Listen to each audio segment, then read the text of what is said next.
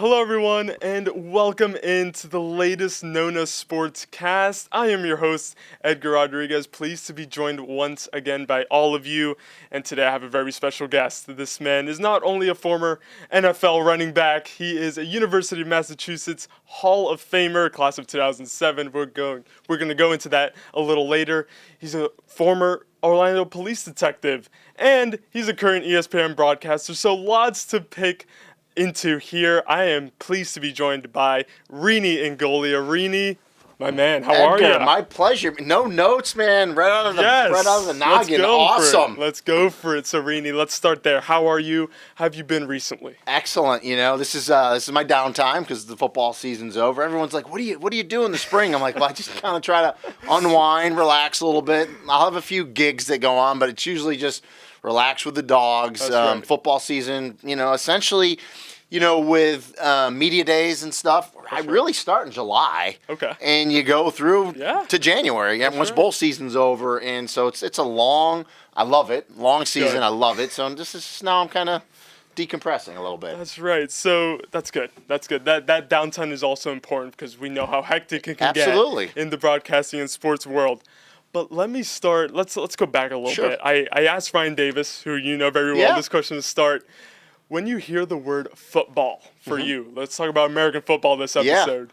What words come to mind for you? Teamwork. Yeah. Passion. Yeah. To me, I'm biased, so I think course. football is the greatest team sport. Mainly because for me it mimics life more than any other sport. Good point. And what do I mean by that? There's 11. Obviously college the rosters will be 105 now because the NCAA changed it. My goodness. But you're talking about 100 teammates, but 11 guys on the field at once working at a common goal. You're all different. You're different races. You're different, religions. Doesn't matter. You have a common goal, the locker room. So to me, it mimics life when you get in the real world and you get into a profession. You have coaches, which are kind of like bosses. And the biggest thing with football is you're going to fail. Yeah. You're going to get knocked down. You're going to fail. You're going to fumble. You're going to throw an interception. You're going to miss a tackle. That's right. It's like life. It's okay. Now you got to bounce back up and get after it. That's why I love football. And the other thing is when you're a young man playing football or even in college, you're doing all these things. You're learning life lessons that you don't even realize you're learning.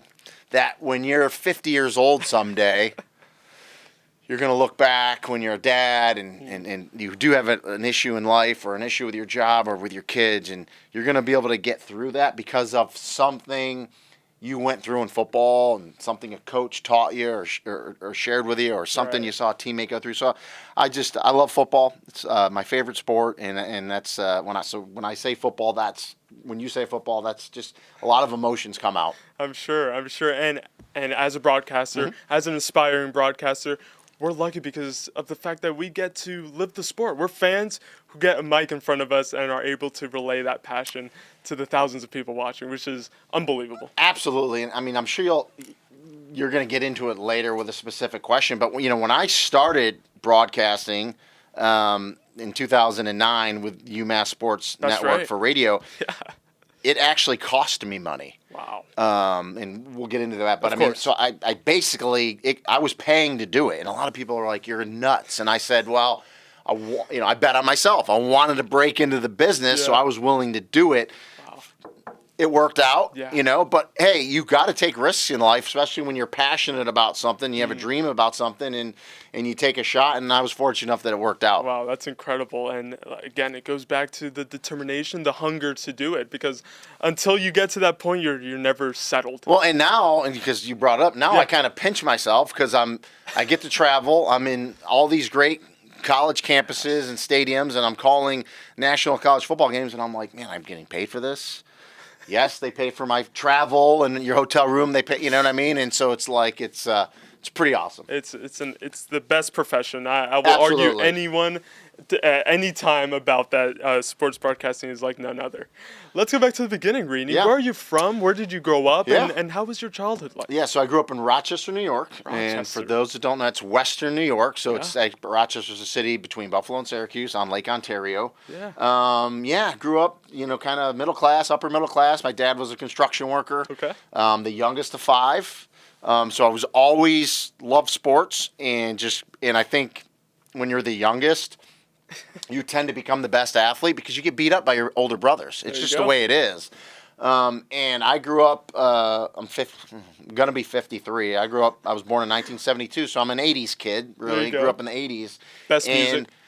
It was just, and so obviously people your age, like my kids, watch Stranger Things, so they love the 80s, There you right? go. So, back then, it's weird saying it now. I mean, there was no cell phones, there was no computers, there was really not even there wasn't cable TV yet. It came about. I mean, there was 3 or 4 channels. So, as a kid, you played. You were outside playing, and whatever sport it was, you played. So I was a 3-sport athlete. If it was football season, you played football. When it was basketball season, we played basketball. When it was baseball season, I played baseball. Played all 3. I loved all 3.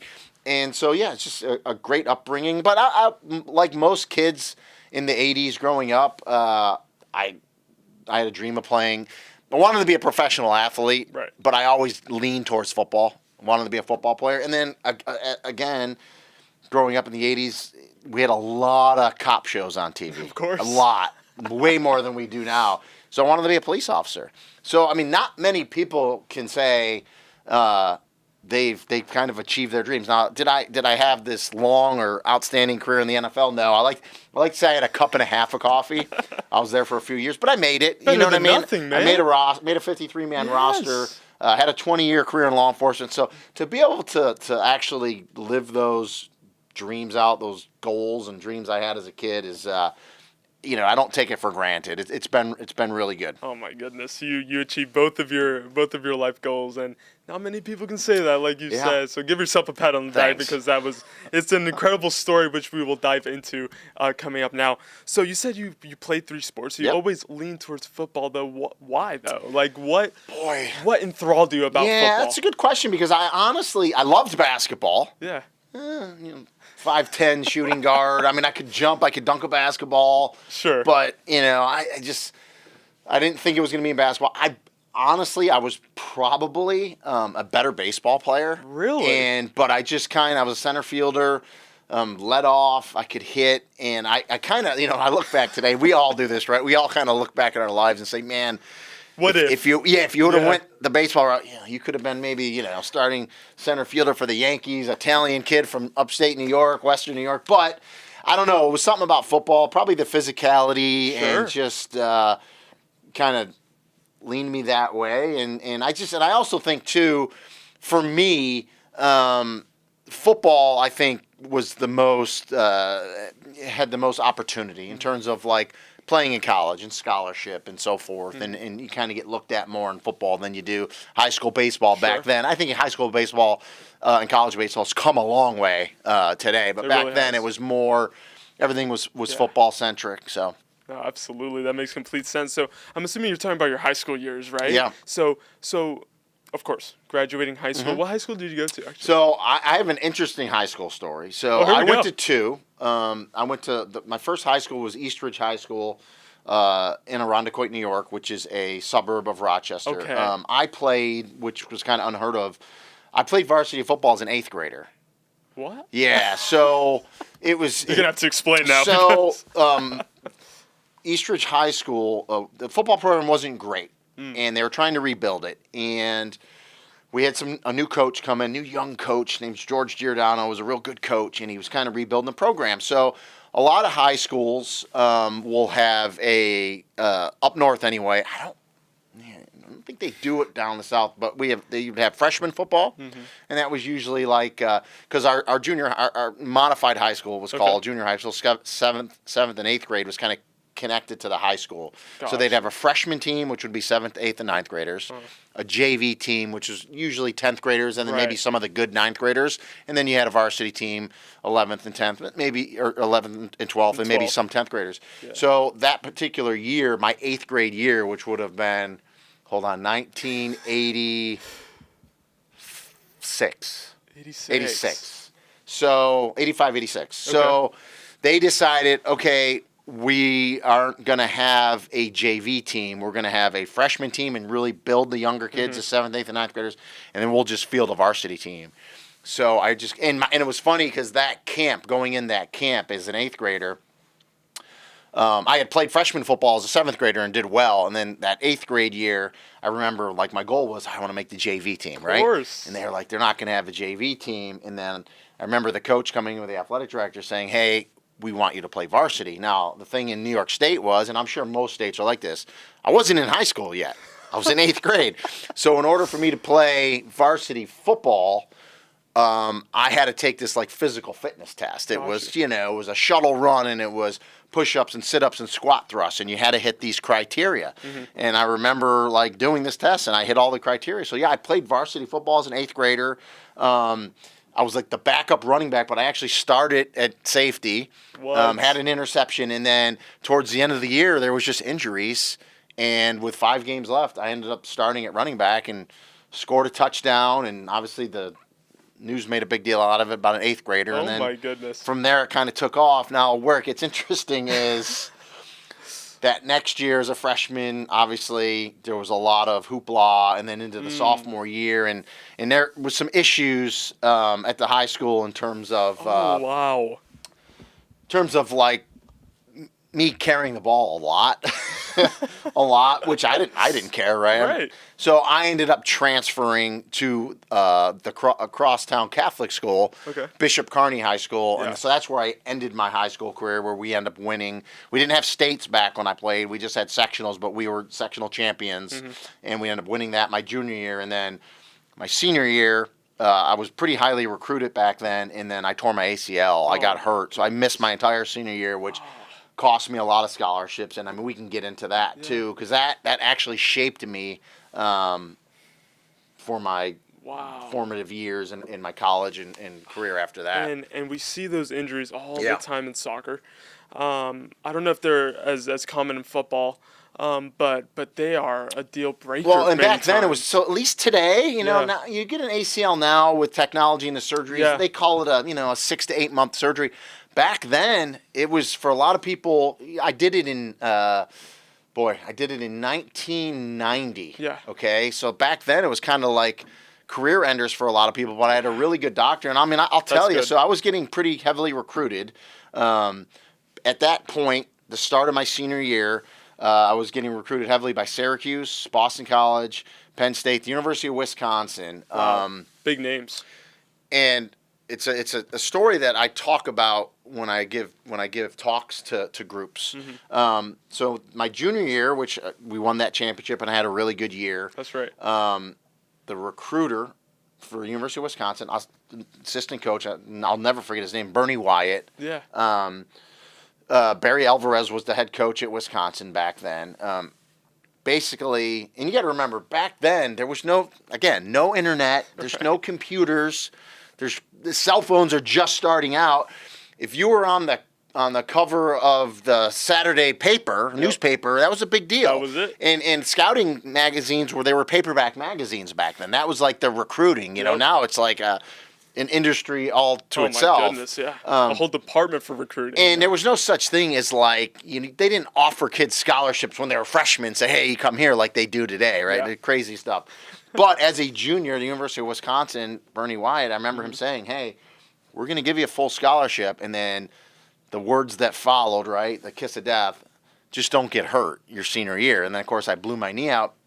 And then the phone call from him, and this is what I tell people all the time, and this is where I talked about football mirroring life, okay? And so I remember him on the phone saying, and the analogy is phenomenal. So he goes, just think of it as you go to a car dealership to buy a car. Okay. So they're recruiting me. So You go to the car dealership and you test drive. You look at all these great cars. That's kind of like recruiting, right? You're looking at all these different things. Hey, what do I need, right? Yeah. Speed, power. What do you need? All right, that's the car I'm going to buy, right? You tell the dealership that's the car I want. Okay, I'll be back, to pick it up. Well, you go back to pick the car up, and there's a dent in it.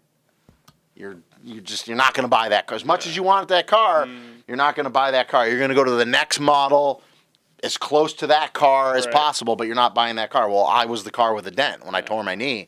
And he's like, yeah, we can't, the scholarship's gone. So I learned at 17, 18 years old that, even back then college was a business. A little more of a business now because they're getting paid. Just a bit.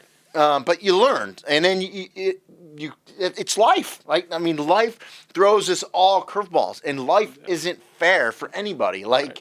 Things happen. So you got one of two things. You either pout about it, right? And, I'm done. Or you say, okay, I'm going to get rehab. I'm going to rehab. I'm going to have surgery.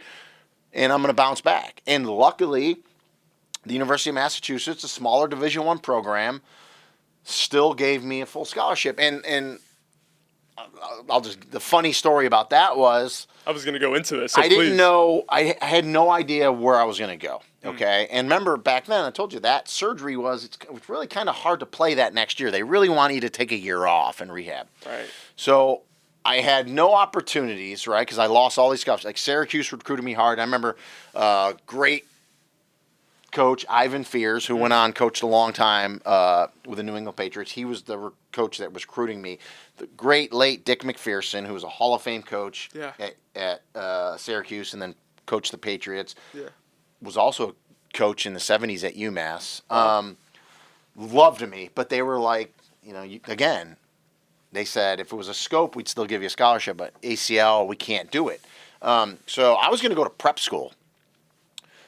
Fork Union Military Academy, where Eddie George went. It's a prestigious prep school. I remember my coach calling down there, my high school coach, saying, hey, we got a kid, got hurt. And they were like, well, our roster's full. And then I remember they sent them back then, it's VHS tapes. That's right. Sent them a tape, and then they said, okay, we'll make a roster spot for him. So I'm thinking, okay, I'm going to go to prep school. Now, the only problem was I had to play that next year, right?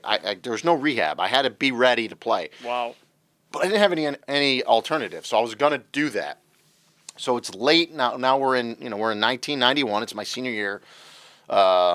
Traditional signing day in college football used to be the first Wednesday in February, which it still is. But now there's early signing. It's just nuts now today. But back then it was a big deal. And so I remember it was maybe a couple weeks before that signing day. In UMass, one of their recruiters happened to be in Rochester looking at another kid. Oh. And that kid turned them down and signed with UConn, I think. Okay. And I remember that coach told the recruiter, told him my story. Hey, there's a kid across town that hurt his knee, and he was getting recruited by all these big schools. And so he drove over, and UMass had not recruited me. He drove over and met me and said, hey, I heard some great things about you, and gave him a tape. And that night, on his way back, probably was in his hotel room, put in this VHS tape and watched my highlights of my junior year. Because obviously I got hurt my senior year. Then called me back and said, hey, we have one official visit next week. Can you come up? And I'm like, yeah, why not? Yeah. So we go up to that official visit, and now this is where it gets really interesting. So the head coach at the time, man by the name of Jim Reed. I'm still friends with Coach Reed. Okay. He's coached at Iowa. He's coached at Boston College. Coached for the Miami Dolphins. He's coached everywhere. Oh, my goodness. Was the head coach at UMass. He's actually retired now, but he's back at UMass in a consultant role. Gotcha. Awesome man. But this is how funny it is. So I go into his office, and I meet him, shake his hand, and he says, hey, we heard a lot of great things about you. But it's so late in the process, we don't have any scholarships, but we wanted to bring you up for a visit anyway. So I was kind of like deflated. I was like, ugh. Whatever. So, but I go, I have a great 2-day official visit. And then that Sunday, what happens is, what they used to do is you'd go to this really nice breakfast spot. And so maybe might be like 10 recruits up. So you're all at a different table. Some have family, some don't. And you're with your host, your coach, the recruiter you, and then the head coach kind of goes around to the different tables and talks and so forth. So when he got to our table, he said, I just want to let you know, And so now he used to be an assistant coach for Dick McPherson, who recruited me at Syracuse. So he goes, I just want to let you know, when you walked out of my office Friday night, Coach McPherson called me, and we talked about you for 2 hours. Oh, And my goodness. He goes, based on what he told me, he said, I'd like to offer you a full scholarship. So it went from, we don't have anything Friday night, to Sunday morning at breakfast saying, I'm giving you a full scholarship based on what the head coach from Syracuse University said. So obviously, I was like, yes, because it's a full scholarship, right? Right. You're not going to turn that down. He goes, but here's the thing. He's like, when you come next year, he goes, you're going to rehab, you're going to redshirt, you're going to rehab. So it ended up being like, if you're religious or not, I happen to be. Yeah. Devout Christian, and so Yeah. if you believe in that stuff, and I definitely do, that God had a hand in it, and it just Absolutely. steered me to the right place. Got there, redshirted, and got healthy, and the rest is history. So I mean, one scholarship, but it's all it takes is one. That's all it takes. Yeah. That's all it takes, and you were there to take that opportunity. Yeah. And it's so easy, after an ACL, it's like, man, it's very easy to be like, maybe this isn't for me. Yeah. Maybe it just wasn't meant to be, or whatever the case may be. But you stuck with it, man. Yeah. And I'm glad you did, because your UMass career ended up being stellar. You redshirted your first year. I'm sure you were around the team and all that.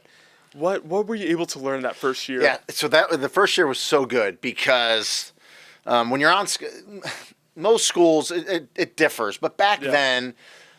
You had a locker room in the front, the main locker room. Okay. And, teams back then, with walk-ons, you'd carry 130, 140 players. And teams do today, too, but the NCAA, again, is about to change that, but it's neither here nor there. And so there was a locker room in the back. So all the guys in the front locker room, the main locker room, they're on scholarship. So again, I was redshirted, so I didn't play. I didn't put a pad on. So everyone's like, what the hell is this guy in the front locker room? He's not even playing. And then also, I would watch practice. But I was in shape, right, because I had rehabbed and I was ready to go. Yes. And so he'd run a lot of sprints back then. And then if you were kind of hurt, you ran off to the side. That was called the breakdown lane, right? So I'd run in the breakdown lane, but I was healthy for all intents and purposes.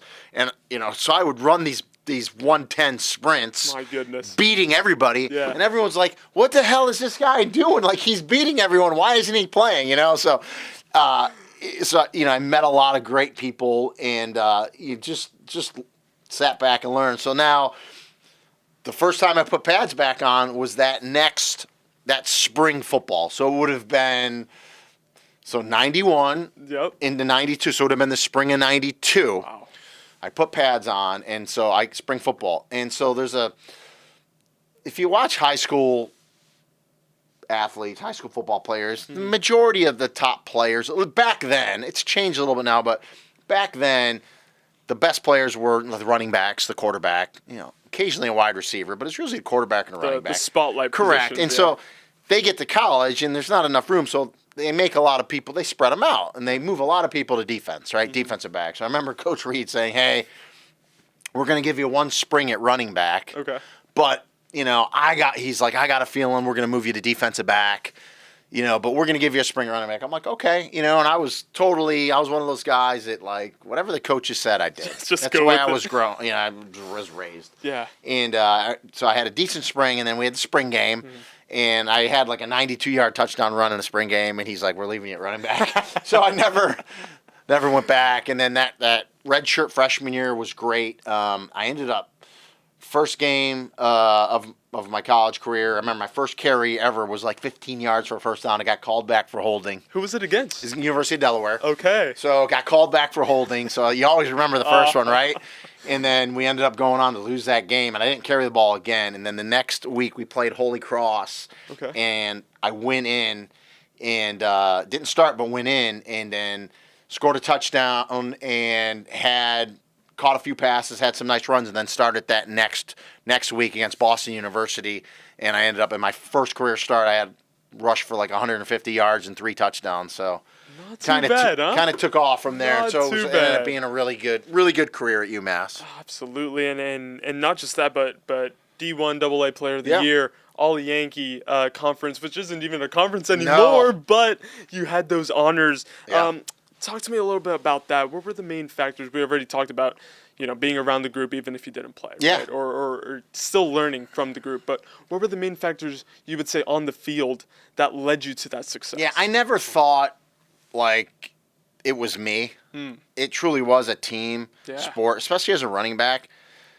You're only as good as your offensive line. And any running back that says different is just they're just plain wrong. And I played in the era in the 90s where it was a lot of double tights, a lot of fullbacks, I formation. We didn't spread the ball around a lot like you see today. It was run, which I loved. Of course. And I had a special bond with my offensive lineman throughout my college career. I ended up living with my offensive lineman. Oh, wow. I always said I was kind of like felt like I was an offensive lineman trapped in a running back body, and UMass always was known first and foremost for outstanding defense. And you come full circle today. I talk about the points and throwing the ball around, but any good coach at the core will tell you, at the end of the day, if you can play standout defense and run the ball, you're going to win the ball. You're going to win games more than not. You know what I mean? Yeah. And so a good offensive coordinator told me a long time ago, you throw the ball to score points, but you run the ball to win games. And so, yeah, it was just total team effort back then, and just a lot of great memories, and played with a lot of great people and a lot of unselfish people. It was again a different era, right? You were excited and happy to be on scholarship, to get a team meal. We didn't know we bused a lot of our games. We flew not a lot, right? And so like when we flew on a game and you had like a care package of like food on your seat, like you were like, this is awesome, So the little things really made a difference to you back then. So of course, let me throw a number at Sure. you because to see if you recognize all this right, number. let's go. 4,623. So, and it's funny, I knew that was a number you were going to say. And the first thing I think about is somewhere I lost a yard, because it was 4,624, and I don't know what happened to that 1 yard. So who didn't count it? I don't know. So when I graduated, Okay. when I got done playing, I finished my career.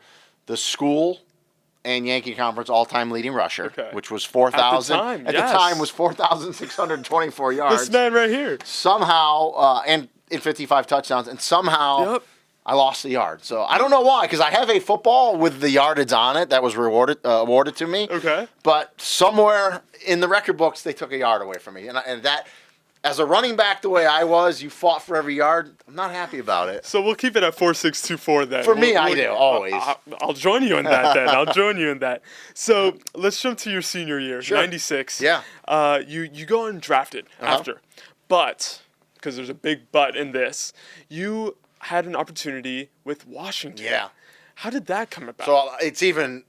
So I'm about to blow your mind, because there was a lot of stuff that happened before that, Edgar. So yes. I thought for sure with my career that I would get into an NFL camp. Okay. And it just goes to show you. Again, life throws you these things. Like you assume, hey, you had this excellent career. You're at least going to get into a camp. Obviously, I was hoping I was going to get drafted. Well, I didn't get invited to the combine, so that hurt. Okay. I did a bunch of individual workouts for teams, and I ran good enough where I was like, okay, I think I'll get into a camp. Well, the draft comes and goes, and I don't get drafted. And I don't get signed as a free agent. So I'm sitting there thinking, like, holy cow, I just ended my career as a school and conference's all-time leading rusher and scorer, and I'm not even going to get a chance to get into a camp. So I had an agent back then, because it was just you kind of, you had to hire an agent. It's like this, you kind of needed to do it. And he was like, don't worry about it. Go to Canada and play. Go play in the CFL. Oh. So, and then you come back. So I'm like, I don't, you're taking the advice of this agent. So I go to Canada. I sign a contract with the Montreal Alouettes. Okay. Oh, okay. So go up there, and I'm there. First day, it's like a half day. You kind of have some meetings, go out on the field. Right. Not really full pads, just kind of running around. Mm-hmm. Next morning, meetings, and then I go out, have one practice. Right. For those who don't know, in Canada, I don't think it's changed. It might have, so Okay. someone might check me on this. But back then, you were only allowed to have 17 Americans on the roster because you don't want, Okay. it's Canadian Football League, Yeah. right? But you're allowed to have 17 Americans. So I just told you, basically had one practice, okay? So I go in, Yeah. lunch, and I said, all right, I'm going to get dressed for afternoon because it was 2 days, get dressed for afternoon practice and get ready. I said, so I go get taped up. I go, let me go down to the locker room early and get dressed. So I'm going down to the locker room, and there's a guy, like, taking my helmet out of the locker. And I'm, like, dumbfounded. I'm like, What's going on? yeah, what's going on? Yeah. Like, that's my helmet. He goes, oh, I hate when this happens. I still can't put two and two together. I've literally only been in Montreal for a day and a half. What? So I'm like, again, that's my helmet. I got to practice. He goes, course. yeah. He goes, the GM, a guy by the name of Jim Pop, he goes, I hate when this happens. You didn't talk to Jim? I'm like, no, I didn't talk to Jim. I got to go to practice. Still, like, oblivious. Again, I've only been there a day and a half. Right. He goes, you need to go see Jim. So I go to the general manager's office, and he's like, yeah, we got to let you go. We're going to cut you. And I'm like, I've only been here a day and a half. Like, why did you even bring me up? Well, the numbers. So, again, another life lesson, my right? gosh. Get cut, and I'm thinking, like, okay, now what the heck am I going to do? So that whole drive back from Montreal to Rochester, New York, it's probably like an 8-hour drive. And I'm just, like, contemplating life, right? Thinking, like, what the heck? And the one thing, like, my agent, he was like, oh, don't make a highlight tape. Don't do any of that stuff. So I never did. Okay. So I get home and I'm like, basically, screw this. So long story short, I make a highlight reel of my entire career, like an hour reel. And then, again, remember, so this is 96. There's internet. I mean, computers have just started. Right. Everything's by mail, okay? There's no digital. Everything's still VHS tapes. So I make all these tapes, okay? And I basically send a letter and my tape to every NFL team on my own. Fired my agent, by the way. And I send an NFL tape to every team. Hired another agent because you need an agent that I probably should have hired before. Good guy. And I told him what I was doing. He goes, yep, do that. Send it out. A lot of teams ignored it, didn't hear anything back. Some were awesome. They would send a letter back saying, yeah, hey, we know who you are, but we're good. We don't need you. And I really respected that. So the agent's now working on my behalf, the new agent. Right. And he gets this crazy story. You're going to love this. Can't wait. That's why I got to write a book. I got to put this all in the book. Man. So the agent goes, hey, it's going to be hard to get you in an NFL camp. But he's like, NFL Europe was going on now, okay? Yep. And we've got to remember, back then, the NFL owned NFL Europe. And they were making it like a filter league, like a minor league. Mm-hmm. So he gets with NFL Europe and the people there, and they know who I am. And they basically say, okay, we'll put him in the draft. So we'll get him. I think there were 6 teams. We'll get him there. So at least he can be seen. So my agent goes, okay, I think we can get you in NFL Europe to get to camp and be seen by the NFL. Okay. I'm like, okay. Goes a step further. He gets on the phone with Buffalo, the Bills. Yes. Okay. So he's talking to the Buffalo. Mm-hmm. And I get on the phone with them, and they're like, we know who you are. And we're going to basically endorse you, okay, to make sure you get in NFL Europe, and then we'll come and watch you in the spring and, see if you're good enough, okay? So it's really crazy. So the director of pro personnel, A.J. Smith, his name was, he's the one I was talking to on the phone. And he went on to be the GM, San Diego Chargers as well. And I'm on the phone with him and the agent, and I'm like, I really appreciate it. You're going to kind of endorse me for NFL Europe. Yeah. I said, I just want to let you know, though, literally like 3 days ago, I sent you a tape. Because remember, I was sending tapes out as well. Yeah. Sent you a highlight tape. I don't want you to, like, get this tape and be like, is this kid nuts? We just told him we were going to endorse him. So I said, the tape was already sent before you told me you guys were going to help me in NFL Europe. He goes, okay, yeah, no worries. So that day, he must have got the tape and watched it. Okay. They call me back the next day. And he said, hey, we're going to bring you in for a workout. A workout it's a job interview. Okay. Essentially. It's a job interview. Yeah. So I get the date. So I go up there on a Monday, and I run a 40-yard dash. I do all, basically as a running back, any player, they're just going to test you. So I run a 40-yard dash. They throw me passes. I do some agility things and stuff like that. And they check your weight and your body, all this stuff.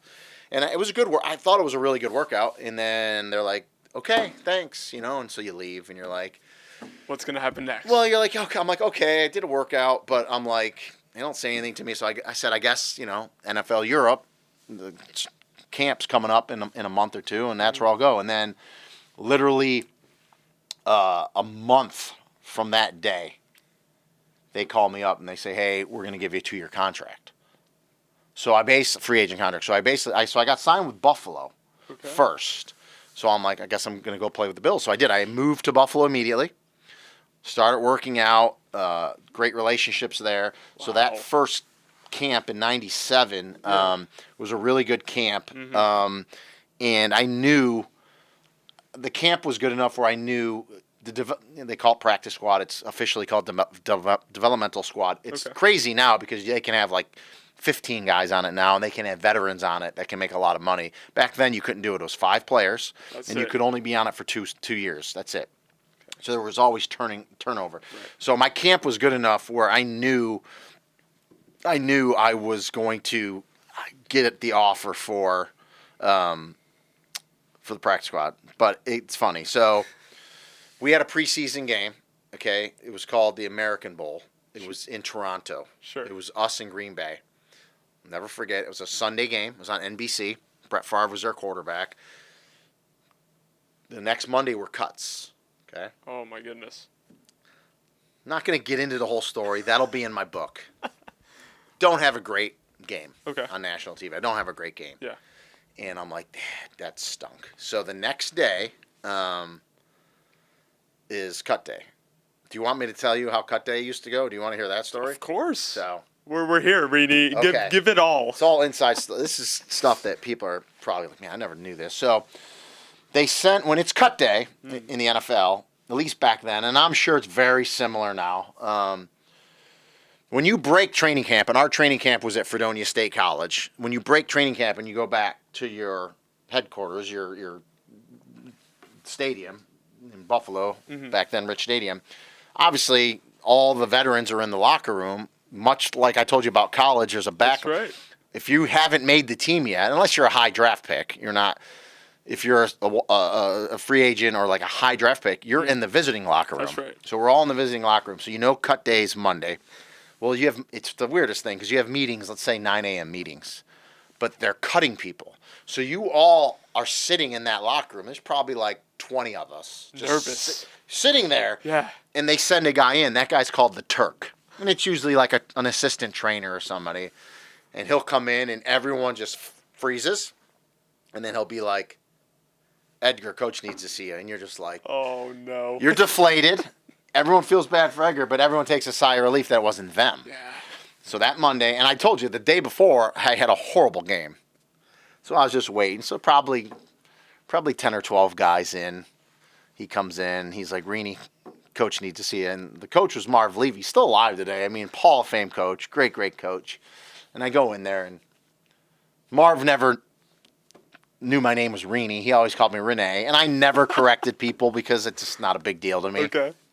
So he was just like, first thing he said to me was like, I just want to let you know you're not getting cut because of the game yesterday. So obviously I had a bad game. So at least I was like, okay, thank you. We're in. Maybe. He's like, here's the deal. He's like, we're gonna bring you back on our practice squad next week. We had like 5 days had to clear. He goes, we can't officially tell you, but we're gonna bring you back in 5 days. So I felt really good about that. Yeah. So he goes, just go home, relax with the family for a few days, and then we'll bring you back. So when I went home, this is where your question about Washington, which the Commanders was the Redskins back then. Right. the next day, so what NFL teams do is they look, because remember, it's the same time frame. So they see who all gets cut in the NFL, and they look at their needs and they see who gets cut. So the next day, Washington calls and says, hey, we want to bring you in for a workout. Again, job interview, right? And I'm like, holy cow. I'm like, okay. So I just got done with my first ever NFL training camp, which is pretty long. And now I'm thinking, okay, I got to go run a 40 again and all that. But I go down there, and they probably brought in that day like 5 other running backs like me that were cut across the league. Okay. And the running back coach, guy by the name of Bobby Jackson, longtime coach. Oh man, I'm having a brain fart. Charlie Casserly was the GM. That's right. And so exactly what I thought: 40-yard dash, catch passes, and I had Edgar. When I tell you, a great workout. You balled out. Balled out, great. Caught every ball. I was running in the 4.4s, which surprised me because my body was beat up from camp. Just had a great workout. So I go into the shower, and there's a couple of us in the shower, and the trainer, a longtime trainer, Bubba Tyer. It's amazing how you. This is how influential football is. I mean, I remember all these names. I was going to bring that up. It's so vivid to me. So I'm in the shower, and Bubba Tyer comes in, and he says, "Hey, Norv Turner was the head coach of the Redskins then, Commanders. I don't want to offend anyone. Most of the Redskins back then. Right. Comes in and says, hey, Norv wants to see you in his office. So I'm like, they're going to offer me a contract because I just had a great worker. So I go up there. He's like, hey, I want to offer you a contract. And it was their developmental squad. It was their practice squad. Yeah. And I said, yes, absolutely. But can I get with my agent and let Buffalo know? Because a lot of times they can counter. Of course. And you can make a little money. Like they could give you a little bonus money and counter. He goes, yeah, just let us know, tomorrow, basically. Okay. And my agent calls Buffalo that night, and they kind of hemmed and hawed. And so I was like, I'm going to go to Washington. So I signed with Washington. So I basically moved down there. And now the weird thing with that was I wasn't in training camp with them. So I didn't know anyone. Oh, wow. So I'm there week 1. And so Norv Turner, they ran their practices a little different back then. So it was known back in the 90s, like some teams put pads on and hit, right? Buffalo didn't hit as much. That's why a lot of the really good players loved to play for Marv Levy because he didn't believe in like beating you up during the week. Okay. Other teams, coaches did hit. Now no one hits. No. It's all against the pads, right? It's all against. They don't even hit in college anymore. Don't get me started. So when Norv signed me, he said, I'm going to tell you what. So in the NFL, and this is still true today, Tuesday's the day off in the NFL. Oh, okay. So you're off on Tuesday. So usually what happens, the games are on Sunday. Right. Monday you come back in, you have like a light lift, and you watch the tape, right, the video yeah, from the Sunday game. Light lift. Tuesday's a total day off. Nothing. And then Wednesday, Thursday practice. Friday's usually a light practice. Okay. Saturday a light walkthrough, and then you travel to your team right, for Sunday. Mm-hmm. So on Wednesdays and Thursdays, they went hard in Washington. Oof. So he's like, we're giving you a contract to run the ball on Wednesdays and Thursdays and basically run your ass off. We want you to go hard. Yeah. And I did. I mean, I ran hard. And I tell you what, I earned the respect of, I'm sure, of a lot of people. So, and it's crazy. So, like, running the scout team, if you will, you're running the plays of the opponent. So, like, it's the NFC East. So, like, I would wear the jersey of Emmitt Smith or Ricky Waters in Philadelphia. And Barry Sanders. They played Barry Sanders. So I remember Mike Nolan was the defensive coordinator, another name blast from the past. And I remember him telling me when they were getting ready for Detroit, he's like, all right, when you run the ball, when you get to the line of scrimmage, just stop and just start going crazy, because that's what Barry Sanders used to do. Like, okay, and he goes out and I got beat up because, I mean, it was full contact. My goodness. But it was phenomenal. So my quarterback during this was Jeff Hostetler, who was a Super Bowl winning quarterback for the Giants. So it was so cool in the huddle. And then, when, if I was like Ricky Waters when we were running routes, he'd be like, hey, do this. We'd try to mess with the defense.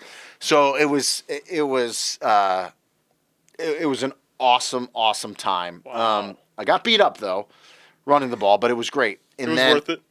It was worth it. I remember I was in the shower one day, mm-hmm, and arguably one of the greatest defensive backs to ever play, Darryl Green. Wow. And he was always one of the fastest men in the NFL ever. And I watched him as a kid growing up, and he played like 18 years. You can fact check me, but he played a long time. I remember him in the locker room said, "Hey, man, it's awesome how hard you play. Wow. I appreciate that." And he called me Little Riggins because he played with John Riggins, another legend. So they used to call me Little Riggins because I ran so hard. And then what happened was, so this is '97. That's right. So if you're a Washington fan and you're thinking back then, like when was this season? So this was the year that I almost forgot a name. Gus Frerotte was the starting quarterback. Okay. And for the Washington fans, they're going to remember this. We were in a run to make the playoffs, and it was late in the year. He scored a touchdown. Okay. And for whatever reason, he headbutted the wall. He got excited. He spiked it and he headbutted the Oh, wall. my goodness. And he sprained his neck. Oh, wow. And he was basically out for like a month. Well, basically, it was that week. It was towards the end of the season, that week, where Buffalo had an injury. So the way the developmental squad works is any team in the NFL can sign you off the developmental squad. Yeah. If they sign you to the 53-man roster. You can't go from developmental squad to developmental squad, but you can be upgraded to the 53-man roster. So it's a Saturday. We're going through a walkthrough, right, before the Sunday game. And Charlie Casterly, the GM, walks up to me and walked through. And I had a friend, a wide receiver, Chris Thomas, ended up having a really good NFL career. And me and Chris were talking, and Charlie walks up to me and says, "Hey, I need to see you after practice." And I go to Chris. I'm like, they're cutting me. So Yeah. Washington was one of those organizations. They cut people left, right, and center throughout the entire year. It's tough seeing people get cut, you know? And I'm like, they're cutting me. And he's like, "They're not cutting you." I'm like, "Well, Charlie wants to talk to me." He's like, "It's not cutting you." So I go up to Charlie afterwards on the field, and he's like, "Hey, Buffalo had an injury. They're going to sign you to their 53-man roster." He's like, "I would love to keep you, but we have to cut someone to put you on the 53 to match that, and we're in a playoff race. We just can't do it." Wow. And he's like, so he goes, "You got to go. It's the best thing for you." Mm-hmm. I'm like, "Yeah, you're right." He goes, "Okay, go see my receptionist, my secretary back then." They called him secretary. You got to remember, nothing's digital back then. No. She's like, "She's got your ticket, your plane ticket." And he goes, "We'll have an intern drive you to the airport." So, like, this is how quick this happened. Oh, my I God. basically jump in the shower, change clothes. I live in my apartment's in Leesburg, Virginia. I live there. My car's there. All my stuff's there. I basically get a change of clothes. I jump in the car. They drive me to the airport, and I fly to Buffalo. Like, I didn't even tell my family and parents yet. Didn't have time. No, nobody. All the people that I had friends in Buffalo because I had spent that whole camp with them. So I get there on Saturday, and I actually take it back. It was Friday. This happened on a Friday. Yes. I get there on Friday night. They put me up in a hotel, and then Saturday, I'm in practice with Buffalo. What a Friday whirlwind. practicing with Washington. Saturday practicing with Buffalo, and I'm on the Bills 53-man roster for like the next 9 weeks, the rest of that season. And yeah, so that's how it happened. And then Oh, my goodness. I was on the 53-man roster, and then there was an away game. I didn't travel. I wasn't on the active roster. Okay. I was on the 53-man, but remember, only 45 players travel. So I drove back with my dad with his car to get my car and pack everything up and move into Buffalo. But that's how crazy it was back then. Oh, my Yeah. goodness, man. Just you telling me is driving me dizzy. But these are the lengths that you go Yeah. to Yeah. chasing a career in sports. Yep. And so, okay, right. So I know, I Washington, throw a lot at Buffalo. you, a My lot at goodness. Let's regroup Yeah, here. yeah. So you spend a couple years, yeah. right, at Buffalo. Yep. But then I know you mentioned NFL Yeah. Europe in the past, but that opportunity Yeah. came up again. The Frankfurt Galaxy, another blast from the Yeah, past. to use so a term I had a you- 2-year deal Yeah. with the Bills. So when they brought me back to that 53-man, I finished that out. So I was off and on from the developmental squad to the 53-man roster. And then that 2 years ended, and they didn't re-sign the deal. Right. So in '99, That's right. I just, I'm still kind of young, and I said, let me go to NFL Europe and play. Sure. And to me, though, I kind of knew. I took it as a paid vacation in that I kind of knew that it was the last hurrah. Okay. Because I was like, I'm going to go. I wanted to get into law enforcement. So I was already looking. You already had that in mind. I already had it in mind. Okay. And so I said, let me go play. Now, don't get me wrong. If someone signed me in the NFL, I would have went back and played. Yeah. But go over there to NFL Europe and had a decent season. I actually got hurt a little bit, had a rehab, my ankle. But long story short, we go to the World Bowl. The World Bowl, We 99. win the World Bowl. And you played a major part in that. Scored a touchdown. There you go. And got a ring. So basically the last game I ever played in, I got to score a touchdown, got a championship ring out of it. And needless to say, no NFL teams came calling after that. But I was okay with it. I came back, and again, I believe God is involved in a lot. Unbelievable. He's involved in everything. Everything. And, I happened to be in Boston with some ex-teammates from UMass, and they knew I was interested in law enforcement. And at the time, in 99, I was trying to become a federal agent. This is all pre-9/11, which kind of changed the world and changed us for sure. Oh, and so pre-9/11, a lot of the federal agencies, there was hiring freezes with the DEA and the U.S. Marshals. So didn't really have an opportunity. But I was in Boston, and one of my ex-teammates, who I didn't tell you this is going to be funny, went to Boone High School. Really? Boone High School graduate. Once a brave, always a brave. Anthony Catterton. Love it. Quarterback, and lives in Boston, still is up there now. Okay. He was younger than me. I was actually his host when he came up. So, and of course, he went to UMass. That's so awesome, I was a good host. Basically, we're in Boston, and he goes, hey, my stepmom's a detective with the Orlando Police Department. They're hiring right now. I know you're interested in law enforcement. Just want to throw that out there. So I'm like, okay. And it's kind of total Murphy's Law. Like, I didn't think much of it. I had another buddy with me. So, let's apply. So I'm like, okay. Sure. So Let's see what happens. we both apply. He gets his application thrown out, and literally 3 months later, they hire me. Wow. So I'm like, okay, all right, God, let's do it. So so I moved to Orlando, and And here we are. I've been here 26 years now. Had you ever come to Orlando before that? No, I never. So completely new. I had never been to Disney World or anything, so I had to. Now, once they hired me, I had to fly down to take the test to make sure I passed the test. They gave me the conditional. I came down, had to take the test. It was a written test, and then I had to come back again for physical fitness and all that stuff, and then moved right here. Yeah, so. Oh my goodness! Wow. Right into it. And That's so incredible. so here's the other thing. We didn't even talk about this. This is crazy. We need 3 hours. It's gonna blow your mind. I know this is gonna be a long podcast. No problem with that. NFL Europe in '99, all 6 teams training camps were in Orlando. So I was in Orlando. Okay. For NFL for training camp. I didn't go to Disney or I wasn't you were visiting. Focused in your And we used our training camp was University High School, which is right around the corner from UCF. Local, yeah. We stayed in the hotel. It's right on the corner of Alafaya and 50. It's a Holiday Inn now. Yeah. Yeah, I'm pretty sure it's a Holiday Inn. Pretty sure it is. It was like a Ramada back then. Okay. And so basically I lived there for a month. Wow. And it's funny because we would walk across the street and go to Goodfellas Pizza, which is still there, that I still go to. Of course. And so when I moved back, when I got the job with OPD, I originally lived in Maitland, but my first home I ever built was in Avalon Park, which of course is in that same area. So I ended up starting my family basically 6 miles away from this hotel I lived in NFL Europe for 5 weeks. It's amazing crazy? how it works. It's incredible how all the things align for all that stuff to happen. Yeah. Take me back to NFL Europe because I'm intrigued by that.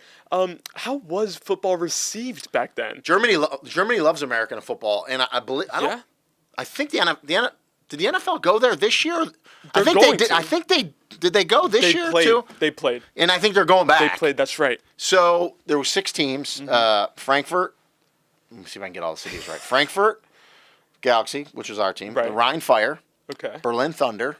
There was a team in Spain, Barcelona Dragons. Okay. Scottish Claymores, team in Scotland, and the London Monarchs. I think they were still the Monarchs. Wow. So, 6 teams. Yeah. It was tough in Spain because they liked, dare I say, the real football, right? Of course. So I think it was tough in Spain for them. Yeah. Germany loved it, hence why there was 3 teams in Germany. I mean, we Absolutely. had 40,000 at every game. Really? They didn't call it tailgating back then. They called it power partying. Loved their German beer, and they course. loved it, and that's why the NFL is going back there for sure. So yeah, it was a great time. Speaking of we lived in this circular Holiday Inn. Oh. We all had our own room. Jake Delhomme, who went on to have a fantastic NFL career, was the room next to me, which was great. It's funny, I ran into him 20 years later because he was a quarterback at the University of Louisiana. Sure. And I did a game in 2019, Mississippi State, Louisiana, in New Orleans in the Dome, which is now called, I don't even know what the heck the Dome's called now. It's Superdome to me. Yeah, of course. And he came out of a VIP suite right next to my TV suite. We ran into each other. But so it was great, and obviously they spoke German, so you figured it out. If you went somewhere, you pointed at a lot of pictures in the menu and stuff. Did he pick some up? Did he pick some German up? No, I could never speak German. No. It's tough. Yeah. But yeah, so it was a great experience. And, I tell people, like, you didn't go there for the money. They paid you $1,000 a week. That's what you made. Wow, yeah. 10-week season. But your food was, your room and board, everything was done. And you were just playing football. So yeah, it was a great time. And ultimately, that's what you want. Yeah. You want to be on the field. And I knew, Yeah. I kind of knew at the end, I was already, as we said, I was already looking towards the future. Right, and I was intrigued by that also, Yeah. like whether there was a period of uncertainty in between, but it looks like you were set in your ways, and so then of course detective for many years. Yeah. How was that? Were you fulfilled by it? How was that career? For you? I loved my career in law enforcement. Good. I did, and again, I wanted to do it from a very young age. Right. A lot of people ask me, "Hey, why didn't you get into coaching?" If I wasn't given the opportunity to go to the Orlando Police Department, I probably would have been a coach. Really? So it's kind of funny how, things Little decisions happen. I probably could have made a lot more money as a coach, but it's okay. It's a great career to be able to put a uniform on and serve the public. Now listen, get on my soapbox. I blame the media. We live in a very polarized, Completely. not just society, just world. Yeah. Whether it's politics, everything's polarized, Everything. right? Everything's The polarized. two extremes always going at each other. Exactly. There came a time there in my career where, man, it was like, you almost didn't want to tell a person you were a cop because you didn't know. Like towards the end of my career, when you go get coffee, you're just like, you don't even want people to know you're a cop because they were like, spitting in your coffee or something. You know what I mean? So it got to that point, which was it's crazy to me because. I have the utmost respect, like especially military by far. I mean, the men and women that paved the way for us to live the way we live, and when you put the uniform on in your country, there's no more. To me, there's nothing more higher that you can do. In a small way, I think first responders, law enforcement, fire, ambulance, it's a little bit of that, and I always felt that way, trying to help the community, and then obviously, as you said. The majority of my 20-plus year career was as a criminal investigator, as a detective. There you go. Which I loved doing that. So it was a great career. And, I left at 20. I still have a lot of good friends that are still working. I would have been. So I think there's 3 people left from my academy class in Really? 1999, 2000 that are still working. Wow. Everyone else is retired, and they're still working, and it's great.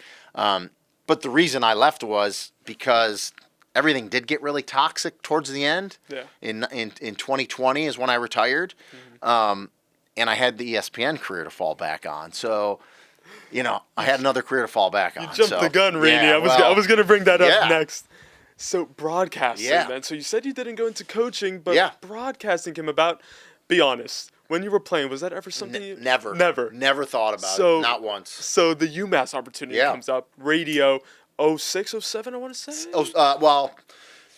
It Take me started. back. It Take me started back. in 7. Okay, this is another great story. So, Go ahead. I feel bad. This is probably going to be your longest podcast ever. But I'm privileged, so honored, Rene. in 2007, I had been with the Orlando Police Department now in 7 years. I got hired in 2000. So Right. I was a tactical officer in 07. So it was the year before I became a detective. Okay, so I got inducted in 07. You said it. You had it in there. I got did. inducted in the UMass Hall of Fame in 2007.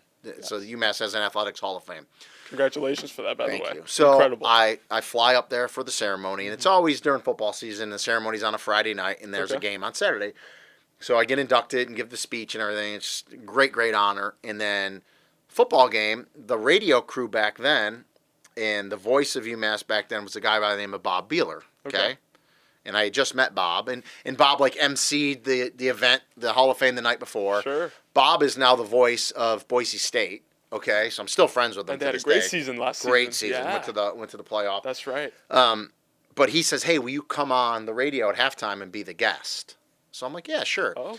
I had never talked into a mic, and I had never put headphones on till that point. Wow. So I did that. Thrown into it. Yeah, so I was just a halftime guest, and it's much like this. He's asking me questions, and I was an extended guest. I did the whole halftime with him. Okay. And I got done, and I was like, that was cool. Like talking into a microphone, talking about football, and putting headphones on. So then I'm telling my wife, and we fly back to Orlando. Now I'm like intrigued. I'm like, you know what? Because I admit, whatever your love is, whatever your passion is, when you stop doing it, and if as an athlete, physically you can't do it anymore, but you miss the relationships, you miss being around it. That's why coaching is a big deal for a lot of guys. Course, yeah. But I'm like, and I missed football. Yeah. And I helped out. I coached Pop Warner, and I did local stuff. Sure, yeah, but I wanted something more. And I was like, it's just like the light bulb went off. I go, man, broadcasting. I think that's something. Because again, it had to be something I could do where I'm not going to walk away from my police career. Because at this time I have 2 young kids. I'm married. I have a career in law enforcement with benefits. I'm not going to leave it. Right. But I thought, okay, well maybe broadcasting is something I can do at the same time. Sure. So now we fast forward. Okay, it's 07. Right now we get in 07, 08. I become a detective, young detective. We have computers now. So I'm like, I'm calling everybody I know. Trying to see like broadcasting, Again, I have never done it other than that. Yeah. All my contacts really in the sports world are really in Massachusetts or New York, right? I don't really have the sports contacts in Orlando, although I've lived there 7, 8 years now because I didn't go to high school there, right? So I start scouring the internet. What can you find?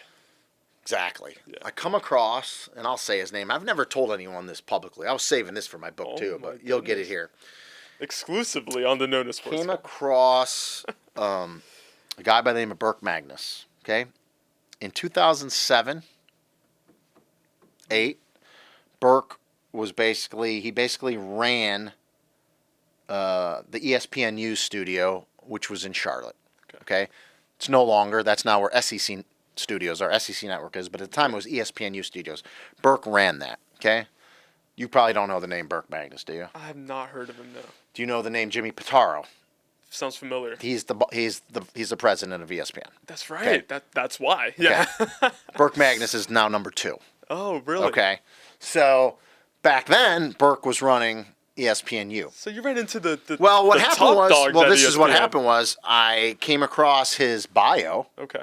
and he got his master's degree, got his undergrad from Holy Cross, got his master's degree from the University of Massachusetts, the Eisenhower School. It's a really great sports management school. Sure. Okay, Yeah. so a lot of people go there and get their master's degrees.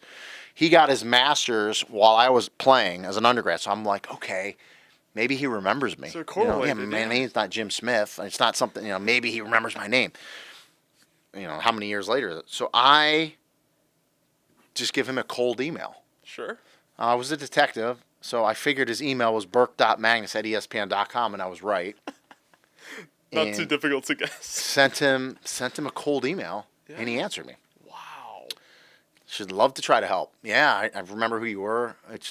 And to this day, I actually owe him everything. And I tell him this when I see him. I don't see him a lot. I'll send him the occasional email. I mean, I owe it all to him.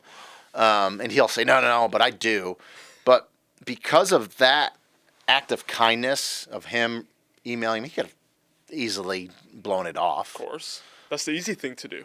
The act of kindness by him emailing me back, to this day, whenever someone reaches out to me, email, call, text, DM in a social media, I never blow anyone off. I always respond to people. I may not be able to help you, and I tell you that, but I'll give you the best advice I can. And that's how I met you. Yeah, of course. I'll give people the best advice I can to try to fulfill their dreams and their goals. And so it's funny because he's running it. Yeah. He has a CP. CP's coordinating producer. Right. That kind of runs all the stuff. That's right. I've never met him. I'm actually friends with him on social media. It's funny. By the name of Chuck Scatterday. Again, how I remember the names because it's incredible. It's because it's such a big impact on your life. Yeah. And I remember Chuck Scatterday emails me and says, "Hey, send me your demo." You know, basically the boss probably said, "Hey, give this guy a look." Do you not have one? I don't have. Of course, I don't have one. I've never broadcasted, so I was like, "Don't have one." I didn't know if I could like audition or something. Okay. He goes, "No, we need a demo." Oh my gosh. He goes, "I don't care if it's high school, Pop Warner, whatever. Just get a demo. Anything. Get a demo." So now I'm like, okay, a little deflated, but I'm like, okay. So, but now again, it goes back to I don't really have contacts in Florida where, hey, could I do high school football? Like So I reach out to UMass, which is my alma mater. They just put me in the Hall of Fame. Help me out. And I said, hey, I want to get into broadcasting. Right. Can I join the broadcasting crew of the UMass Sports Network? Yeah. And they're like, are you serious? And I'm like, yeah. They're like, we would love to have you. But they're like, you're down in Orlando. I said, don't worry, I'll make it work. Wow. They said, but we can't afford, it's the college radio crew. We can't afford to fly you up here. I said, this is where I said earlier that, I paid to broadcast. I said, my boss approved it, my wife, the real boss. So I basically, in 2009, and here's the cool thing, because I was a detective, you work Monday through Friday, you do a rotation of on-call, which you cover weekends, but I was able to switch and trade on-calls. To do anything where I could get football season free, and then I would like double up on-calls in the springtime. Pay back. So other detectives. And so basically in 2009, I worked Monday through Friday as a detective, basically maxed out a credit card. Every Friday night, Southwest Airlines had the cheapest flight from Orlando, Florida, direct to Manchester, New Hampshire. It left at 8 o'clock. I would get into Manchester about 10:30. Sure. I would rent a car, and then it was about an hour and a half drive from Manchester to Amherst, Massachusetts. One of my good buddies, who still lives up there at the time, was an associate AD in charge of facilities. Him, his wife's got a couple kids like me. I would go to his house, get there around midnight. We'd have a couple soda pops, shoot the breeze, and I would sleep in his basement. They have basements up north. Yes, they do. Sleep in his basement. And then I'd get up on Saturday, I'd go call the game for UMass football, and then fly home on Sunday, do my job as a detective, and then repeat it. And if it was an away game, I would fly to the away city. And then my buddy, the associate AD, actually traveled with football, so they didn't even have to get me and pay for a room. I would just stay in his room and do the game on the road. And so I did that for an entire year. And I stayed in touch with Burke Magnus. Now, Burke at this time is now up at Bristol. He's no longer at ESPNU, but I stayed in touch with him. And at the end of that year in 2009, I had a demo. We had CDs now, right?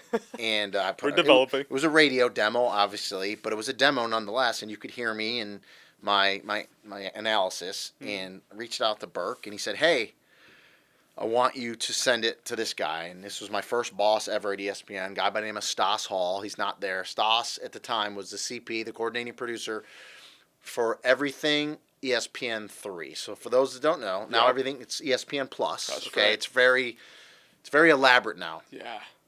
It's very elaborate now because of Stas Hall. Stas basically did the blueprint and created all that. Wow. Before ESPN Plus was called ESPN 3, and before that it was called ESPN 360. A lot of people probably don't remember that. But that was like at its infancy, in the beginning. I'm not going to mess words up. It was at the beginning when, stuff didn't buffer right? Yep. And it's just, and so I sent him the disc, and he acknowledged that he got it. Don't hear back from him at all. Oh. So we get now 2009, 2010. I tell UMass, I'll come back and do radio with you again. And I'm also sending that demo out, not just, in my wildest dreams, I never thought I would get a chance with ESPN, right? I thought it would be more like on a local first, level. right. Yeah, so I sent that disc to everybody. I mean, I even think I sent one to Mark Daniels. Of course. I mean, I sent UCF legend. Correct. I sent it to everybody. Comcast Sportsnet. There was a Comcast Southwest, Comcast Midwest. Like, I sent it everywhere. And a lot of people were like, no, we don't need you. So it's probably like a month before the 2010 season. And I email Stas Hall at ESPN again, and I'm like, hey, thanks for taking a look at my demo. Obviously, you guys aren't interested. I'm going to go back to UMass. And I said, hopefully you can reevaluate me next year. And then he emails me back. I'm actually sitting at my detective desk. He emails me back, and he's like, may have something for you week 1. Okay. And in September, week 1 of the season and the end of September. So I'm like, push myself back from my desk. It's And like, I'm like, did he say they may have something for me? Like, you got to read it twice. yeah, it blew my mind. So I was like, okay. So you learn lessons. And I tell young broadcasters like yourself, you got to have patience, or you got to have patience, Oh, my right? goodness. A ton of it. But but there's a fine line. So I learned this. So a couple days goes by and I don't hear anything from him. So I email him back, and I'm like, I apologize for being a pain in the ass. Okay? That's what it takes. He goes, I apologize for being a pain in the ass, but I'm so, like, my mind's blown that I may have a chance to broadcast for ESPN. I just want to know, like, is this real? Yeah. And then he emails me back again, knowing Stas, how I know him now and how the business is. So they're super busy. Very short email. He's like, how about Duke 9-2? September 2nd. So I go, guess I'm doing a Duke game. Oh my Cause then I go, I look up Duke and who they're playing, and I'm like, yes. So I couldn't say yes quick enough. So I learned early on, and I tell young broadcasters all the time, listen, there's a fine line between being persistent and a pain in the ass. I can't tell you where that line is, but I can tell you if you go over persistent and become a pain in the ass, you're done. Because they'll push you away and they're not going to look at your stuff. Yeah. And I know broadcasters that became pain in the asses and got kind of discarded because of that. So again, persistent but not a pain in the ass. You need to figure it out. You got to buy your time. Yeah. So I learned that early. And then the other thing I learned early was probably a week later. He goes, "Hey, I'm having a problem. I have a problem. Another analyst has an issue. Can you switch games? Can you do Temple?" 8:31. It was like a Thursday game. Oh, so that's same time? Yeah, a week later, he's like, "Hey, can I pull you off that game? Yeah. Put another announcer on the game. Oh my Can you do 8:31, which is like, right? 8th August, yeah. Yes, it is. August 31st. And I'm like, yes, absolutely. And so I learned early on too, like, be flexible and never say no. You got to never say no. You'd be surprised people say no. Don't say no. I can't believe that. And so the thing was, it worked out perfect for me because I did that game. So my first game ever for ESPN, it was Temple Villanova. It was at the Eagle Stadium. I'm having a brain fart, whatever. The link, right? The Lincoln Financial. Lincoln Financial Field. I don't even. It wasn't called Lincoln Financial, but it was the same stadium back then. Lincoln So that was the Financial.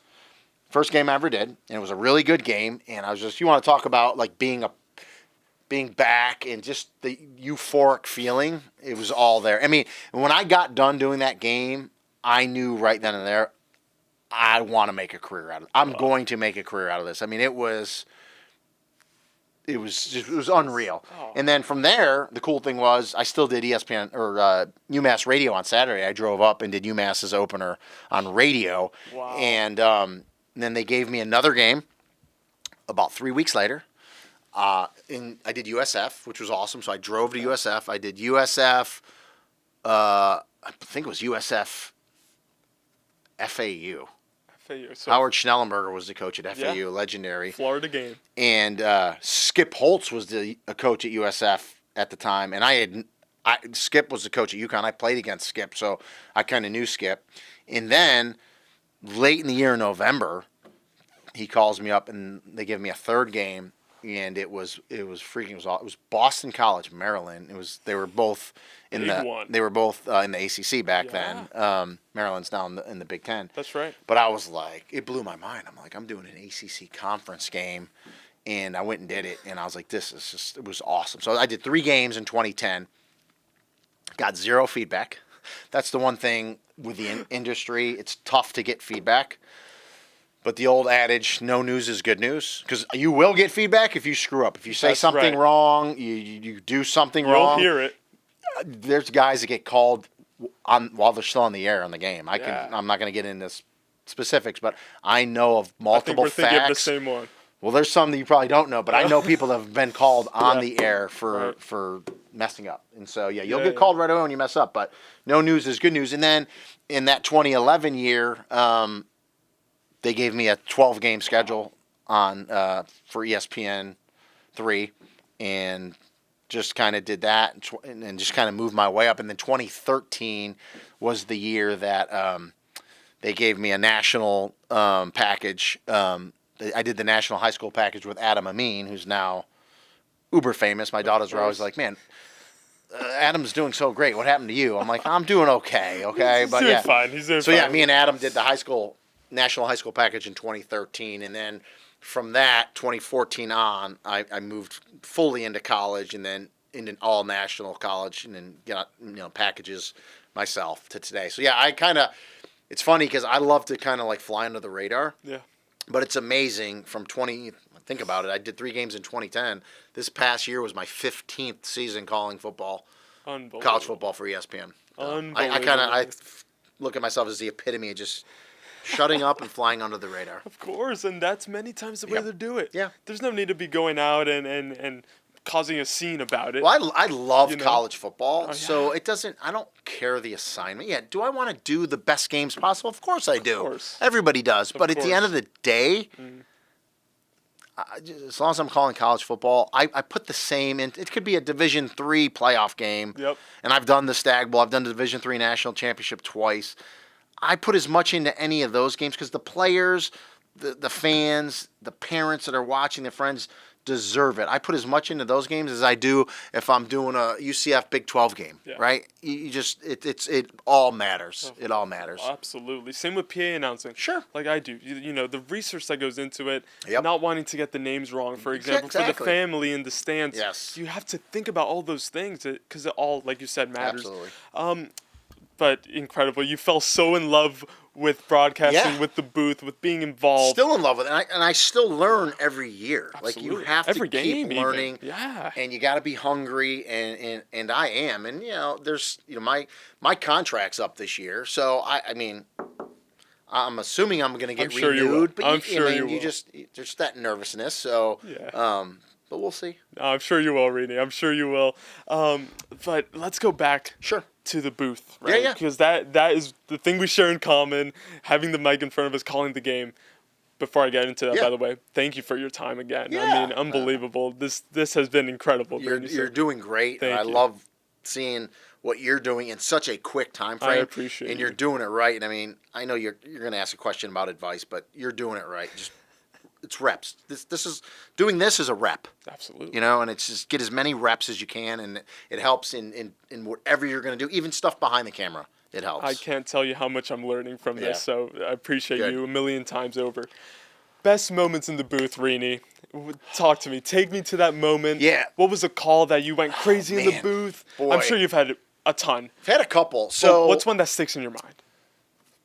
So I'll go back to I did an FCS semifinal game I'm going to go back a while. I think it was 2016. Sure.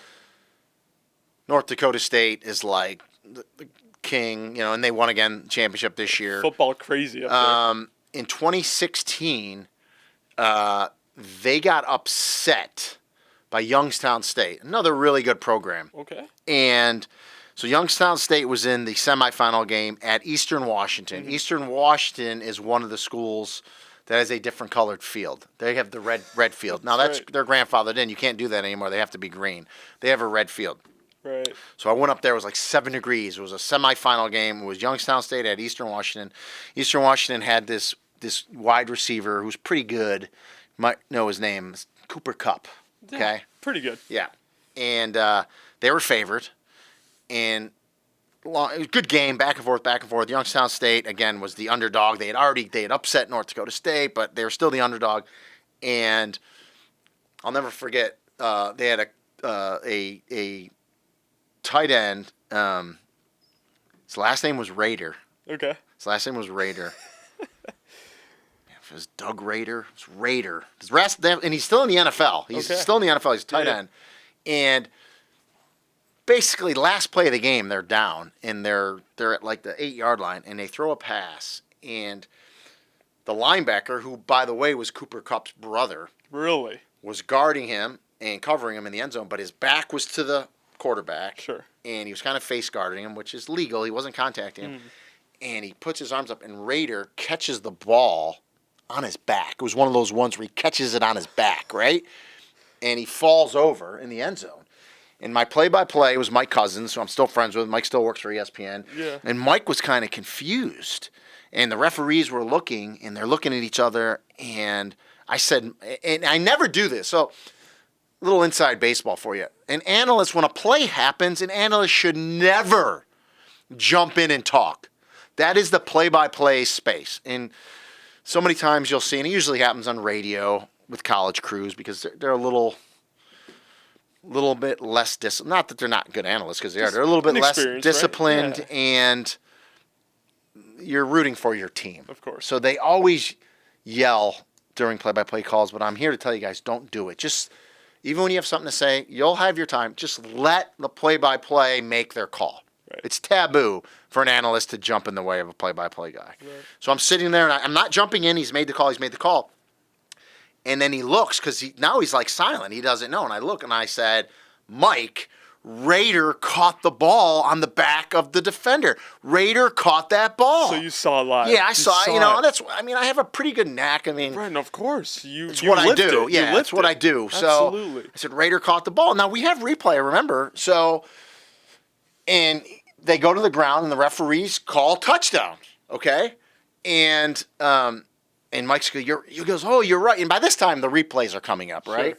And sure enough, it goes to replay, and he caught the ball. So that one always sticks out to me. My goodness, man. And I mean, but just there's a lot of just like fun stuff. Like, I mean, Mike Corey and I remember we did Memphis SMU one night. It was like a Thursday night game at Memphis. It was like a 3 overtime game. That one sticks out. A lot of great receivers in that game. Yeah. And then let me back up. The biggest first game I ever did, if that makes sense. No, yeah. You'll like this story. I shouldn't tell this. This one should be saved for the book, but I'm going to tell you. At least a little preview. This was 2012, so it was before I did got the national package for high school. That's right, because you said that happened in 2013. This probably helped me get that. So it's 2012. I'm in downtown Orlando. It's during the day. It's like a Tuesday. I'm at a robbery. I'm at an armed robbery. I was a robbery detective. So I'm at an armed robbery, investigating it. Computer store, I just got robbed. And so I'm investigating this robbery. We're going through, looking for evidence, looking through video. My phone rings. It's my boss, the one I told you, Stas Hall, my first boss. At this time, at that point, I've never met Stas. I never talked to him. I'd only traded emails with him. That's it. So that's the way it was. That's it. So I'm like, what did I do wrong? My boss is calling. I let it go to voicemail. Again, I'm walking around a robbery. So I listen to him. He's like, hey, I need you to call me as soon as you get this. So I'm like, okay. Walk over to the corner. I call him. I'm like, yeah, I'm on a robbery scene. Hey, what's up? He goes, hey, can you call Florida State, Miami, Saturday night for ESPN National Radio? Oh, my goodness. I was like, yep. So he goes, okay, you're doing radio. They'll be in touch with you. So I hang up and I go. My sergeant at the time, my boss, I'll give him a shout. His name's Darren Eason. He's now the chief. He deserves it. He's now the chief of police at Oakland PD, which is right next to Winter Park and Claremont. Absolutely. He's a Florida State grad and a huge Florida State nut. So I go over to him. I go, hey, my broadcasting boss just called me and goes, I said, I'm doing the game. He goes, what are you, you're nuts? I go, no, I'm doing the game on radio. So obviously there were some issues with their their analyst, and they needed someone quick and local that could drive up. Right. And so, yeah. So I went up, did that game with Mark Kestisher, who's like the voice of ESPN Radio now, does NBA, and he's the main college guy and does NFL, does it all. And I'm good friends with Kesty, and I actually did a TV game with Kesty a few years after that. That's amazing. But yeah, did that game, and that sticks out too because I'm a stickler for knowing the rules. That's like one of my things. And like a weird thing, E.J. Manuel was the quarterback for Florida State. He's now a colleague because he works at ACC Network. And there was something weird, I remember, at the goal line with a safety that happened, and I hit it in real time. And so Kesty always reminds me of that. And so, yeah. So that sticks out because that was my first big national game.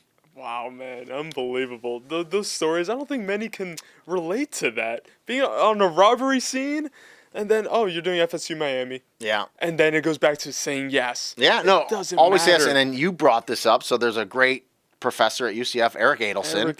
Professor Adelson. I'll see him Monday. His wife, Andrea Adelson, works for us at ESPN. She's a writer, phenomenal writer, but the writers do a ton of stuff. She's on screen, too. She does a lot of shows, covers the ACC, and she's really good. And Eric, years ago, was a great writer himself. Now he teaches at UCF. I can attest to that. But he wrote for Yahoo, and he did a feature story on me in 2017. Okay. I want to say it was 2017. And what made me think of this was, because it's in the story, I did a USF game on a Saturday night at USF in Tampa. They were playing Houston. De'Ara King was the quarterback at Houston. That's how I remember. He was really good. Then he went on and transferred to Miami quarterback. But De'Ara King was the quarterback, and he was like a true freshman. It was like his breakout game. So I did that game, and I had to drive home that night because I'm still a detective. I was going to take over on call at midnight. So while I was driving back to Orlando, pretty much getting into Orlando city limits, I get a call of a 7-Eleven getting robbed. So I basically talk about going from one to the other. I go from the booth of calling a USF Houston game in the American and drive straight to our armed robbery at 7-Eleven in Orlando. So yeah, it's like living two lives at once. It was, and people are like, man, to me it was great because they both helped each other. Because being a detective, you talk to a lot of people, you do a lot of interviews, so the communication skills bled over for both. Yes. But it was also very different in that it was a release from one to the other too. So it worked. It worked, and really, it really helped me a lot with time management skills. I mean, you better have time management skills. And it was funny because when Eric wrote that national article, there was a lot of comments on there like, ripping the public off, doing two jobs, and one thing my bosses back then, they were always really good. They were like, listen, first and foremost, your loyalty is to police work, which I get it. Understandable. And they always said, just get your job done, get your cases done, and I always did. I never fell behind my caseload. So what's something that's I find it funny because I always talk with other journalism students and other broadcast journalism students, and it's like you have to be a little crazy though sometimes, and that's a good thing. Yeah, that is a good thing. Like for example, tomorrow 5 softball games PAing. Sure. No one in their right mind probably does that, right? But you have to be there, and it's for the love that you have for it, and the passion. And the valuable reps. And ultimately, as a play-by-play person, when you immerse yourself into that many games, you're going to see things that you've never seen before. And that pays off so much because 10 years from now, something crazy might happen when you're a play-by-play guy calling a game for ESPN, and you're like, oh, that day I did 5 games? I remember this scenario happened. I remember that. Can I tell you one? Yeah. Yesterday at softball, there was a player, UCF was playing Pitt, and a player, they made us, a change, and they didn't report it. So the coach, our coach, Coach Bear, noticed it, and the play didn't count. Yeah. So it was an out. She caught it, everyone thought, and that happened again. It was 2 outs again, so nothing happened. I've never seen that before, and it's just those little funny things that happen. And I'm telling you, you're going to see it again one day in like 10 years, 15 years, 20 years, and you're going to be like, you know what? Yeah. That happened to me when I was starting out. I saw that. Wow, really? Yeah, wow. so. I wish we had 5-6 hours, but I feel bad. I can talk a lot. Of course, I do it for a living, so. But Thank you. You got it, man. Before we end, Yeah. just one last piece of advice Sure. for us aspiring broadcasters. I know there's a million you can bring up, but if you could leave with one or a few things, couple what would they quick be? things. First of all, have the dreams of doing it. Set goals to reach those dreams. Okay, and those goals could be like for instance, if you want to be a play-by, like people say, I talk about getting reps. Like you're immersed in UCF, so you're kind of in it now. You're that's like the best case scenario for you. But if you're a young person in high school or junior high school and you don't have the games to, you can record a game on your TV now, right? And then you can mute it and you can just get your iPhone and you and a buddy could call the game, or you could just do it yourself. And that's getting reps. So get reps where you can do it, even hearing yourself back. It's really easy to do. And just do as much as you can. And just by doing that, you're going to make relationships. Make those relationships. Don't say no. Do as much as you can. And also understand that, there's people in front of the cameras. There's the play-by-play and the analysts. But there's so many people behind the scenes, and those are a lot of great jobs as well. So a lot of times, a lot of people go on into it thinking, hey, I want to be in front of the camera, and you end up getting a great job behind the camera. So don't overlook those as well. And when I talk to UCF students, I always bring that up. The people in the control room make it happen. Yeah, absolutely, the producer, and there's so many people that that go behind it, and the cameramen and women, and even for us in the booth, we have a statistician and a spotter with us in the booth too. So those are jobs that no one thinks about, and those guys and gals do really well. Thanks, brother. Rene, Good luck to you. I can't appreciate it. Got it, and man. I can't say thank you enough. I left this for the end. That game, UCF New Hampshire, when you welcomed me into the booth, that is one thing I probably will never forget. Yeah. So from the bottom of my heart, And thank you, you'll be Rene. invited in if I do a UCF game again this year. We will see each other very Open soon. invitation. Thank you so got it, much, buddy. Rene. Wow. Well, what more can I say? Rene Ingoglia just gave us an incredible talk here on the NONA Sports Cast. I'm left speechless, Rene. Thank you so My much. pleasure. Thank you so much to everyone who tuned in. Stay tuned next week. We'll have another incredible guest. But from Rene, from myself, from the NONA studio, thank you, Reese Lynn, for the space. Each week we try to take the most advantage of this, and I think we really did this week. So see you on the next one.